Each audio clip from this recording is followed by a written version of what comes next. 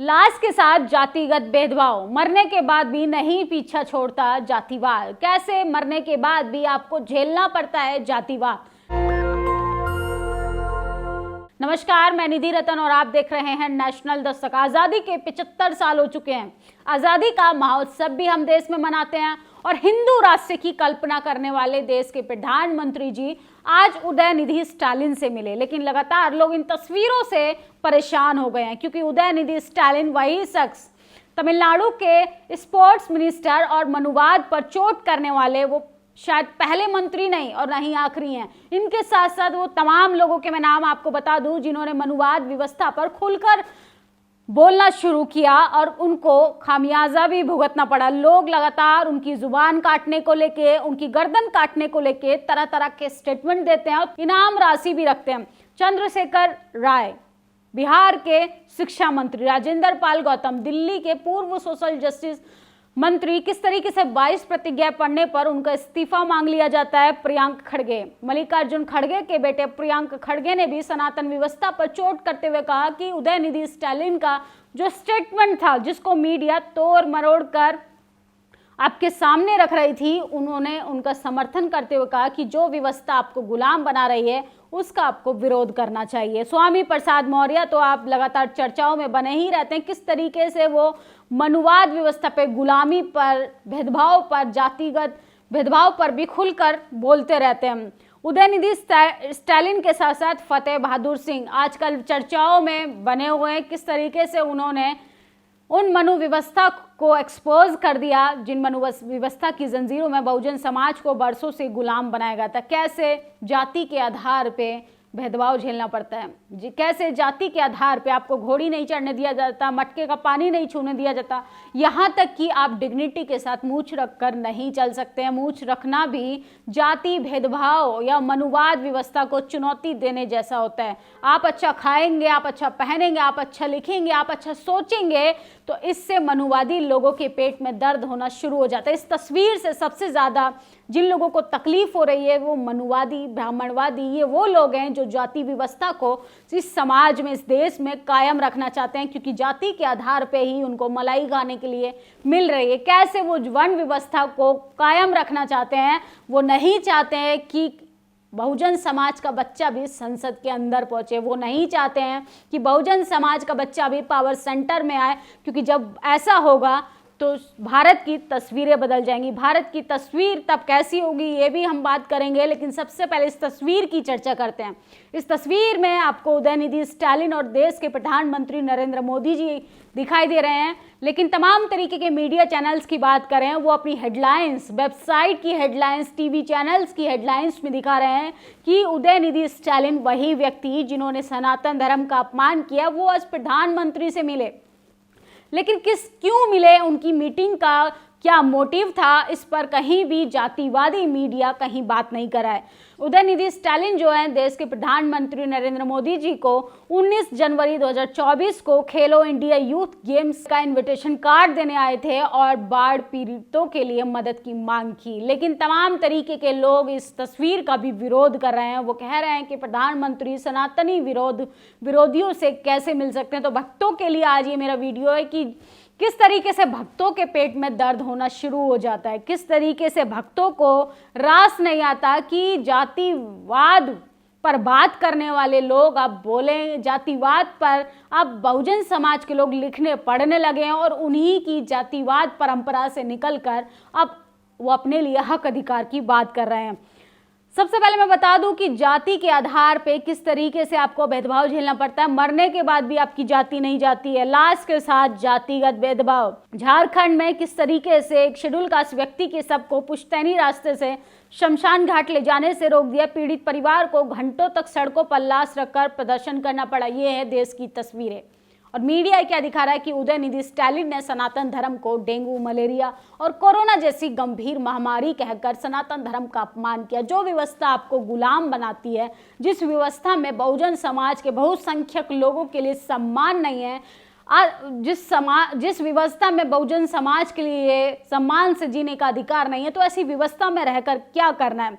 उदयनिधि स्टालिन ने अपने स्टेटमेंट में कहा था कि पूरी दुनिया में मेरे बयान को तोड़ मरोड़ कर जारी किया जा रहा है, क्योंकि मध्य प्रदेश चुनाव नजदीक था और बीजेपी ऐसा कोई भी मौका चूकने से परहेज करती है। उसको मुद्दा चाहिए होता है हिंदू मुसलमान का, उसको मुद्दा चाहिए होता है कि कैसे दलितों को धर्म के मुद्दे में उलझाकर उनको अपनी तरफ आकर्षित करना है। उदयनिधि स्टालिन की नरेंद्र मोदी जी के साथ मीटिंग सफल हुई और उन्होंने बाढ़ पीड़ितों के लिए भी मदद की मांग की है। हालांकि नरेंद्र मोदी जी के साथ साथ वो राहुल गांधी से भी मिले और लगातार चर्चाओं में भी बने रहते हैं।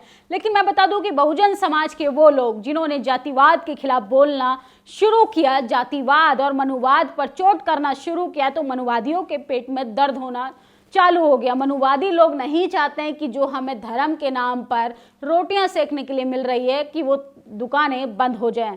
कैसे राजेंद्र पाल गौतम जो अपने एक निजी प्रोग्राम में 22 प्रतिज्ञाएं पढ़ते हैं और उनको जान से मारने के लिए बजरंग दल जैसे संगठन के लोग उनके घर पर चले जाते हैं। ये है बहुजन समाज की हकीकत कि आपके समाज का व्यक्ति मंत्री तक बन जाता है, लेकिन वो भी इस सनातन व्यवस्था को, वो भी इस मनु व्यवस्था को, वो भी इस जातिवादी व्यवस्था को मंजूर नहीं है। आप देखेंगे कि 22 जनवरी को अयोध्या मंदिर में रामलला का लोकार्पण करेंगे देश के प्रधानमंत्री, लेकिन तमाम तरीके के जो आचार्य हैं और शंकराचार्य हैं कैसे नरेंद्र मोदी जी के खिलाफ विरोध जता रहे हैं, क्योंकि वो नहीं चाहते हैं कि नरेंद्र मोदी जी वहां जाकर लोकार्पण करें। ये जाति व्यवस्था नहीं तो और क्या है। किस तरीके से आपकी जाति के आधार पर ही आपके साथ भेदभाव किया जाता है।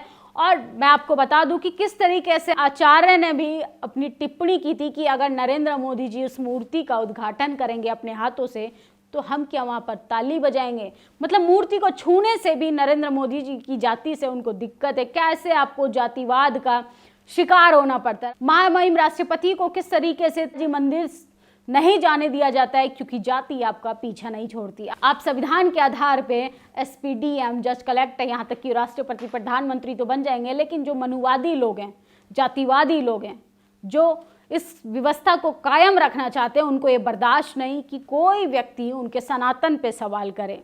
ऐसी गुलामी की जंजीरों में रहकर क्या करना है कि मरने के बाद भी ऐसी व्यवस्था में आपको जाति भेदभाव का शिकार होना पड़ता है। आप पेपर की हेडलाइंस देखेंगे तो किस तरीके से उदयनिधि स्टालिन को सनातन विरोधी बताया जा रहा है। असल में वो सनातन विरोधी नहीं है, वो मनुवादी व्यवस्था के विरोधी हैं, जिस व्यवस्था के तहत बहुसंख्यक लोगों के हक अधिकारों को दफन किया गया या उन हक अधिकारों का दमन किया गया।